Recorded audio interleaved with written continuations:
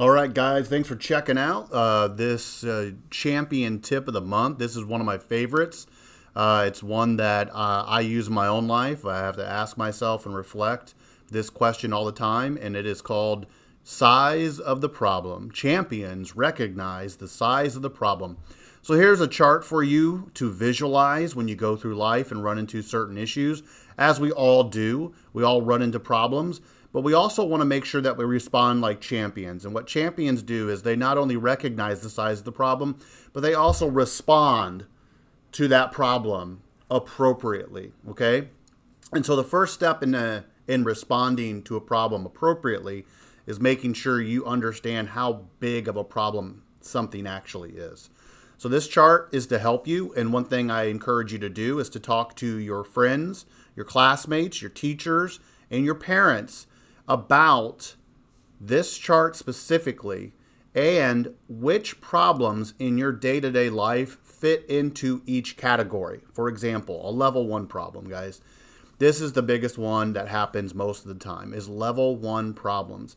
Level 1 problems are things that you will forget about in 5 minutes, all right? You're not going to keep remembering about this tomorrow or the next day or the next day. So one thing that helps us gauge how big of a problem is how long is this going to be an issue?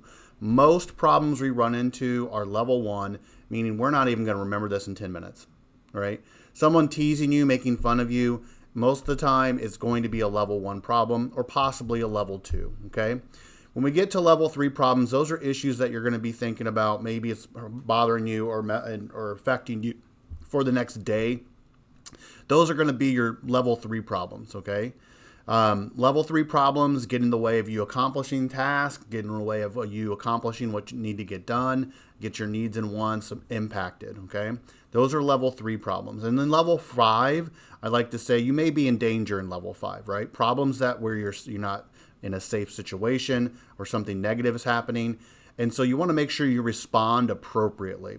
So level 1, that's where you're using Tim, you're talking, you're ignoring, you're moving away. You may have even been the problem yourself, so you're using Sam, you're saying you're sorry, accepting responsibility and making it right. Same thing to level 2 and level 3. We should still be using Tim and Sam.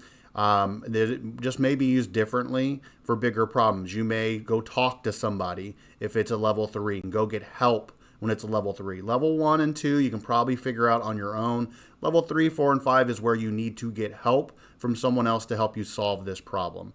Level 5 problem is where you definitely need to get help. You need to have someone assist you. If it's immediate danger, you use your voice.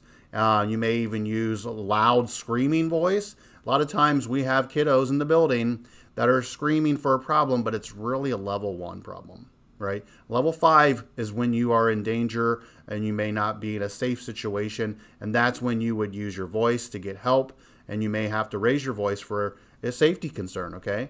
But a lot of times we have kids screaming or upset or crying, and it's really just a level 1 problem. So I want you guys to practice doing this, practice identifying how big of a problem something really is, and then talk to your parents, talk to your teachers about, is this really a level 1, 2, 3, 4, or 5? And if it is a 3, 4, or 5, make sure you practice getting help from other people. All right, guys, as always, thank you for watching. Make sure you like and subscribe to the Principal Kemper YouTube channel. Thank you for watching, and as always, keep exploring.